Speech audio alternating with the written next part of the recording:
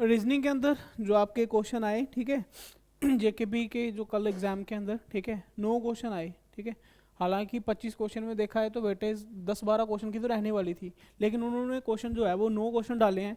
और लेकिन 9 क्वेश्चन जो डाले हैं वो इनको देख के लगता ही नहीं है कि कोई क्वेश्चन इसको छोड़ पाएगा या कोई छोड़ने वाला क्वेश्चन होगा, ठीक है। सारे क्वेश्चन आप बोल सकते हो कि जिस तरीके से आपको बताए हुए हैं, ठीक है। ज़्यादातर वेटेज मैंने आपको बताया था नंबर सीरीज और कोडिंग डिकोडिंग की रहती है। जब भी मैं बताता हूँ कोई भी एग्जाम के अंदर मैं यही बोलता हूँ कि भाई आधे से ज़्यादा 40%, 30-40% जो है वो यही कवर करते हैं, लेकिन इन्होंने तो भाई 40% छोड़ के 60-70% जो है वो दोनों टॉपिक के अंदर डाली हैं। हालांकि इसके अंदर भी बड़े सारे टॉपिक बन जाते हैं, लेकिन ये है कि एक बार अगर उसको हम डिटेल से पढ़ लेते हैं तो मेरे को नहीं लगता कि कोई टॉपिक जो है वो उसमें से छूटता है, ठीक है। तो क्लास में बताया हुआ और ऑनलाइन भी ये चीज़ें जो है वो सब कुछ करवाया हुआ आपको। तो बात करें इसके क्वेश्चंस की, तो क्वेश्चन देखो, क्वेश्चन नंबर जो 1 इसका आया था वो सीधा सीधा आया था आपको किसके ऊपर, कैलकुलेशंस के ऊपर, ठीक है। आपके बोर्ड मास मैथमेटिकल ऑपरेशंस जिसको हम बोलते हैं उसके ऊपर क्वेश्चन आया हुआ था। और क्वेश्चन देखो, अगर आपको समझ नहीं आएगी तो मे भी आपको पता तो होगा ही क्या क्या लिखा हुआ, बट फिर भी मैं साथ साथ लिखते भी जाऊंगा ताकि आपको समझ भी आए। तो जैसे यहाँ पर लिखा हुआ था 171 divide 3 minus 16 plus 72 multiply 412 is equal to 572। अब इन्होंने बोला था कि भाई इसमें से कौन से दो साइंस की मैं रिप्लेसमेंट करूं ताकि मेरा आंसर जो है वो 572 जो है वो आ जाए, ठीक है। अब देखो, मैंने सबसे पहले आपको ये बताया हुआ है जब भी ये वाला टॉपिक करवाता हूँ कि भाई सबसे पहले आपने डिवाइड देखना होता है। भाई डिवाइड जैसे मैंने यहाँ पर देखा तो भाई ये डिवाइड सीधा सीधा कट रहा था, क्योंकि 3 का डिविजिबिलिटी रूल बोले तो सम ऑफ डिजिट जो है वो 3 से कटता है, तो 7, 8, 9 यानी कि सीधे तक कट रहा है। इसका मतलब मैं डिवाइड वाला ऑप्शन अभी मैं नहीं रख सकता, क्योंकि भाई डिवाइड करके कहीं और कोई साइन चला जाएगा तो वो क्या पता डिवाइड होगा या नहीं होगा। लेकिन यहाँ पर सीधे तक डिवाइड था तो मैं डिवाइड वाला ऑप्शन नहीं लूंगा। अगर डिवाइड वाला ऑप्शन नहीं लूंगा, मैंने आपको ये बोला हुआ है कि यहाँ तो बीच में पहले डिवाइड वाला चेक किया करो, चाहे या फिर बीच में क्या मल्टीप्लाई वाला चेक करो। और डिवाइड वाला जो है इसको मैंने बाद में रखा, क्योंकि भाई डिवाइड इधर सीधी सीधी कट रही है और मेरा आंसर जो है वो भी पॉजिटिव ही है, ऐसा नहीं है कि पॉइंट में आंसर आया हुआ है। तो इसका मतलब पहले मैं सबसे फर्स्ट वाला ऑप्शन देखूंगा। फर्स्ट वाले ऑप्शन में ये था कि मल्टीप्लाई और माइनस को क्या करना है, इंटरचेंज करना। और इंटरचेंज का मतलब यही होता है कि जहां पर मल्टीप्लाई है वहां पर माइनस कर दो, जहां पर माइनस है वहां पर मल्टीप्लाई कर दो। और निकालने के लिए सबसे पहले क्या करना होता है, साइन ही चेंज करने होते हैं। जैसे 171 है, डिवाइड 3 है, डिवाइड आपको इस तरह से लिखनी होती है क्योंकि कैलकुलेशन हमने ऐसे ही करनी होती है। उसके बाद माइनस है, माइनस का क्या बोल रहा है, मल्टीप्लाई करना है, कितना 16, आगे प्लस 72 और मल्टीप्लाई की जगह क्या करना है, माइनस करना है, कितना 412। और इसका आंसर हमें निकालना था, बस ये इक्वेशन थी। मैंने ऐसे इसको निकाला, यहाँ पर कितना आया, कितना आएगा, 5 या 15, 2 बच गए 21, कितना था 21 बच गया, 7 ही 21, 57, ठीक है। 57 आ गया, 5 या 15 तो 2 बच गए 21, 7 ही 21, ठीक है, 57 बच गया, ठीक है। अब 57 जो है इसको मल्टीप्लाई करना था किसके साथ, 16 के साथ, ठीक है। 57 को मल्टीप्लाई करना था 16 के साथ, कितना आएगा, सबसे पहले 16 सत्ते कितना होता है, 16 छिक्का 96, 16 सत्ते कितना हो गया 112, ठीक है, 112 हो गया। उसके बाद कैरी कितना आ गया 11, आगे 16 5 80, 80 और 11 कितने हो गए 91, 912, ठीक है। 912 आगे कितने क्या है, प्लस 72 माइनस 412, देखना 912 ही आता है ना कैलकुलेट करके, ठीक है। उसके बाद अब इन दोनों को प्लस करोगे, 912 प्लस 72 कितने हो गए भाई, 2 और 2 4, ठीक है, 7 और 1 8 और 984, माइनस कितना करना था 412, माइनस करोगे तो 2 7 और 5, देखो सामने ही आ गया इसका आंसर, ठीक है। इसका मतलब पहला ही जो है इसका ऑप्शन जो है वो सही हो गया। और वैसे भी अगर किसी को ये चीज़ें नहीं पता है, पहले से स्टार्ट करोगे तो उसके लिए भी टाइम बचेगा कि पहले ही ऑप्शन से निकल गया, ठीक है। दूसरा क्वेश्चन जो है वो सीरीज का क्वेश्चन था। सीरीज क्या लिखी हुई थी भाई, 11 36, उसके बाद वाला निकालना था, उसके बाद था 121 185 और 266। अब मैंने आपको सीरीज निकालने के लिए एक ही तरीका बताया हुआ है, क्या कि भाई आपको 4 टाइप याद रखने हैं। सबसे पहले आपने लास्ट वाले को देखना है कि क्या ये डबल हो रहा है, भाई डबल हो रहा है क्या, ये डबल नहीं हो रहा है, क्योंकि 180 का डबल देखेंगे तो वो 360 होता है, यानी कि 360 ये तो 266 है, बड़ा दूर है ना।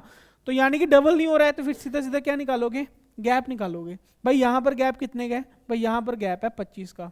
उसके बाद भाई यहाँ पर गैप पता नहीं है, यहाँ पर गैप पता नहीं है, लेकिन यहाँ पर गैप देखो कितने का है भाई, 5 में से 1 निकाला 4, 8 में से 2 निकाले 6, 64 का। और देखो मेरे पास 2 ही नंबर थे, एक कौन सा 25 और एक 64, सामने दिख रहे हैं, ये क्या है, परफेक्ट स्क्वायर है। ठीक है, अगर परफेक्ट स्क्वायर है तो भाई ये किसका स्क्वायर है, ये 5 का स्क्वायर है, आगे ये किसका स्क्वायर है, 8 का स्क्वायर है, तो बीच में 2 स्क्वायर बचे हुए हैं, कौन कौन सा, 6 का और 7 का। इसका मतलब यहाँ पर किसका स्क्वायर होगा, 6 का स्क्वायर होगा। 6 का स्क्वायर कितना, 36, तो 36 इसमें ऐड करेंगे तो कितना आएगा 72। अब 72 ऑप्शन में है, आगे भी चेक करूंगा मैं।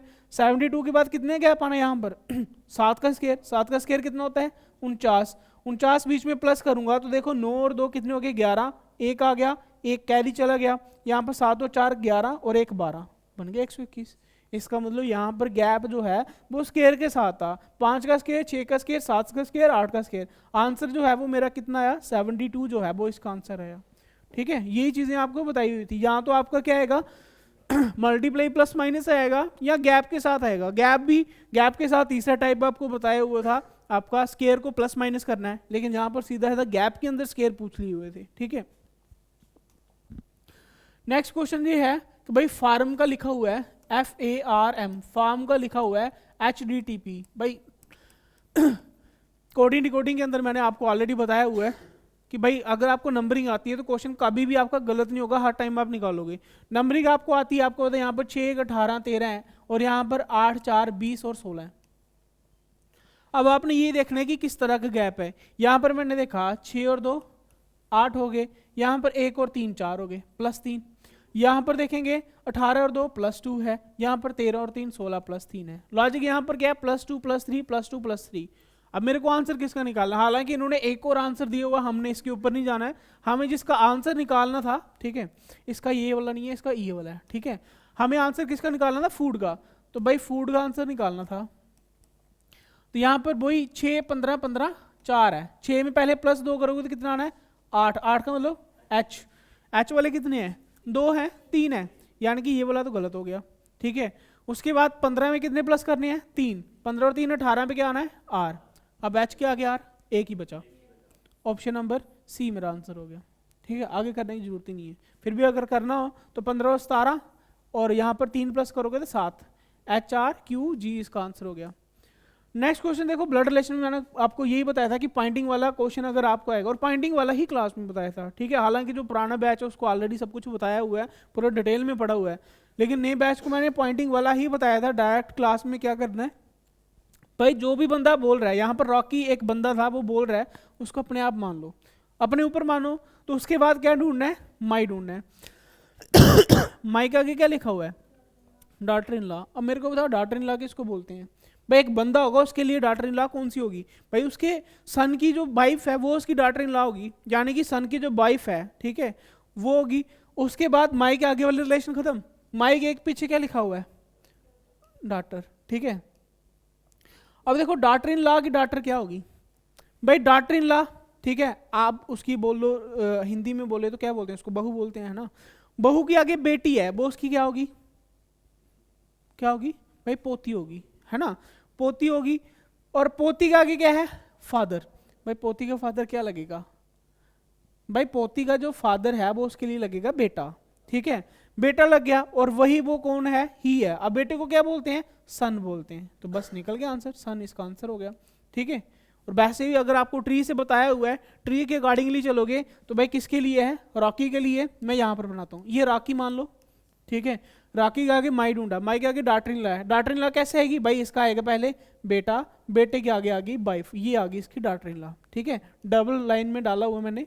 ठीक है, उसके बाद माई के आगे रिलेशन खत्म, माई के एक पीछे क्या है, डॉटर, भाई इसकी डॉटर ये आ गई। ठीक है, उसके बाद क्या लिखा हुआ, डॉटर के पीछे क्या लिखा हुआ है, फादर, भाई इसका फादर क्या आएगा, भाई इसका फादर है इसकी मदर का हस्बैंड, ये आ गया इसका फादर। ठीक है, ये आ गया फादर। अब यही वो कौन है, ही है। अब क्वेश्चन में क्या पूछा हुआ, how Rocky is related to that man. अच्छा, इसका ऑपोजिट था। ये जो सन जो था वो किसके लिए था, मेन बात है यहाँ पर, क्वेश्चन जो मैंने सन निकाला वो किसके लिए आंसर है, भाई ये जो सन है ये रॉकी के लिए, कि रॉकी का वो सन है। अब क्वेश्चन में देखो क्या पूछा हुआ है, how Rocky related to that man, ठीक है। ये जो रॉकी है ये मैन का क्या लग रहा है भाई, ये सन जो है वो उसकी उल्टी साइड से था कि भाई रॉकी का वो सन है, कौन, ये ही, मैं ही के लिए बात कर रहा था, लेकिन उन्होंने उल्टी साइड से पूछ लिया कि रॉकी जो है वो मैन का क्या लगेगा।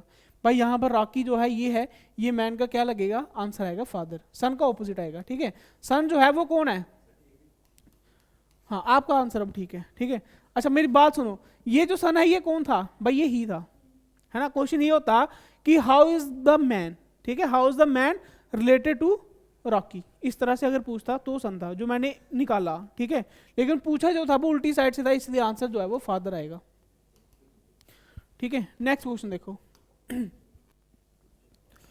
नेक्स्ट क्वेश्चन ये है भाई 232, 221, 199 डैश निकालना है, उसके बाद है 122, उसके बाद है 67। भाई यहाँ पर भी आप देखोगे कि भाई यहाँ पर भी आप देखोगे तो डबल नहीं है, चलो यहाँ पर तो डबल है लेकिन बड़े वाली से देखना होता है हमने, यहाँ पर देखोगे डबल नहीं है, 221 का डबल 400 कुछ होता है, यहाँ पर 232 ही है, इसका मतलब यहाँ पर भी हम क्या करेंगे, गैप निकालेंगे। यहाँ पर गैप देखेंगे तो कितने का, भाई 2 में से एक, 3 में से 2 1, 11 का गैप है। यहाँ पर आप देखो कितना गैप है भाई, 11 में से 9 2, यहाँ पर बच गया 11, 11 में से 9 फिर से 2, 22 का, ठीक है। अब यहाँ पर ये 2 निकालोगे अपने आप पता चल जाएगा, ये 11 ये 22 अब कितने का आएगा, 33 का आएगा, 33 का गैप है। अब इसका मतलब 33 क्या है, पीछे की तरफ जाना है, पीछे की तरफ जाना है, 9 में से 3 कितना 6, 9 में से 3 कितना 6, 1 का 1, 166 भाई निकल गया, ऑप्शन नंबर डी 166। आगे चेक भी करेंगे, आगे कितने गैप आना था 44 का, ठीक है, 44 पीछे आना, 6 में से 4 2, 6 में से 4 2, निकल गया, ठीक है। इसका मतलब कंफर्म हो गया, इसका आंसर जो है वो 166 ही आएगा। नेक्स्ट क्वेश्चन देखो, नेक्स्ट क्वेश्चन है, अब डिक्शनरी वाला क्वेश्चन आपको बताया, डिक्शनरी वाला क्वेश्चन लॉजिकल रीजनिंग में या डिक्शनरी वाला आना था या फिर 4 में से कौन सा बन रहा है या कौन सा नहीं बन रहा है वो आना था, ठीक है। यहाँ पर देखो कितना इजी वाला डाला हुआ है कि भाई APP सभी में है, ठीक है, APP सभी में है, उसके बाद APPA है, यहाँ पर APPA है, बाकी में क्या है APPR है, APPR है, APPE है ना। यानी कि इसका मतलब यहाँ तो पहले 4 आएगा, यहाँ तो 5 आएगा, तो 4 और 5 में से पहले क्या आना है, ए के आगे आर भी है, ए के आगे आर भी है, यहाँ पर आई है, यहाँ पर ई है, ई वाला आएगा, यानी कि पहले 5 आना है उसके बाद 4 आना है। 5 और 4 वाला क्वेश्चन है एक ही, ऑप्शन नंबर सी बस। उसके बाद ये वाला क्वेश्चन है, वैकेंट का मतलब क्या होता है, खाली, यानी कि ये उसका क्या लिखा हुआ है, सिनोनिम्स लिखा हुआ है ना। वैकेंट का मतलब क्या होता है, खाली। अब एनॉर्मस का मतलब क्या होता है, बड़ा होता है, तो बड़े के लिए क्या ऑप्शन आ रहा है, ह्यूज आ रहा है, तो ह्यूज इसका आंसर हो गया, ठीक है। नेक्स्ट देखो, अब ये 2 क्वेश्चन जो हैं वो क्लासिफिकेशन के हैं, आड वन नोट के हैं। यहाँ पर भी अगर आपको नंबरिंग आती है तो इजी कर पाऊंगा मैं इसको। भाई GJJL है, तो भाई G का मतलब क्या है 7, J का मतलब क्या है 10, फिर से 10, ठीक है, फिर से 10, उसके बाद क्या है 12, ठीक है। इसको मिटा के दोबारा ही लिख लेता हूँ, ये 10 हो गया, ठीक है। उसके बाद इसका क्या है 5, इसका क्या है 10, सॉरी 8 है ना। 5 के बाद इसका 8, इसका भी 8, इसका कितना है 11। इसके बाद इसको देखेंगे तो 1 4 4 7, इसका देखो तो 22 25 25, ठीक है, 25 बोल के 22 लिख रहा हूँ, 25 25, और यहाँ पर कितना है बी के लिए 2 लिखोगे, लेकिन 2 को 26 के आगे 27 और 28 लिख लो, क्योंकि 28 और 2 का मतलब सेम ही होता है, ठीक है। 26 के बाद ए बी आए तो 27 और 28, ठीक है। अच्छा अब देखो, इनमें से अगर नंबरिंग होती तो हम आराम से कर लेते हैं, इसलिए मैंने आपको बोला कि नंबरिंग आपने करनी होती है। अगर आप यहाँ पर देखोगे तो नंबरिंग के लिए आप देखो भाई 7 और 3 10, 5 और 3 8, 1 और 3 4, 22 और 3 25, यहाँ तक ठीक है। यहाँ पर आप देखो 10 और 2 12, 8 और 3 11, 4 और 3 7, 25 और 3 28, यानी कि पहले में कितने का है 2 का गैप है, बाकी 3 में क्या आ रहा है 3 3 का गैप आ रहा है। इसका मतलब पहले वाला क्या हो गया 8 हो गया, और यही इसका आंसर हो गया, ठीक है, बड़ा इजी से है। दूसरा देखो, यहाँ पर आप देखोगे भाई के की नंबरिंग क्या है 11, एल की नंबरिंग क्या है 12, उसके बाद आई की नंबरिंग क्या है 9, और ओ की नंबरिंग क्या है 15। दूसरे में देखोगे आर की नंबरिंग क्या है 18, एस की नंबरिंग क्या है 19, पी की नंबरिंग क्या है 16, और टी की नंबरिंग क्या है 20। इसको आप देखोगे वी की नंबरिंग 22, डब्ल्यू की नंबरिंग 23, उसके बाद टी की नंबरिंग 20, एक्स की नंबरिंग 24, यहाँ पर एच की नंबरिंग 8, आई की नंबरिंग 9, एफ की नंबरिंग 6 और जे की नंबरिंग 10। अब यहाँ पर देखना था क्या डिफरेंस है। यहाँ पर 11, 12, 18, 19, 22, 23, 8, 9 यहाँ पर ठीक है। आगे देखते हैं, यहाँ पर 9 और 6 15 प्लस 6, यहाँ पर 16 और 4 20, 20 और 4 24, 6 और 4 10। बाकी 3 में क्या है 4 4 का है, इसमें कितने का आ गया 6 का गैप आ गया, ये इसका आड हो गया और ये इसका आंसर हो गया। ठीक है, कोई भी ऐसा क्वेश्चन नहीं है कि जिसको देख के लगे भाई ये क्वेश्चन नहीं निकलेगा, सारे क्वेश्चन निकलने वाले थे। ठीक है, अब जितना भी लॉजिकल रीजनिंग के अंदर हम बोल रहे थे कि एजम्पशन आएगी, उसके बाद असर्शन आएगी, असर्शन के बाद क्या बोलते हैं एड्रेस मैचिंग आएगी, आर्गुमेंट आएगी,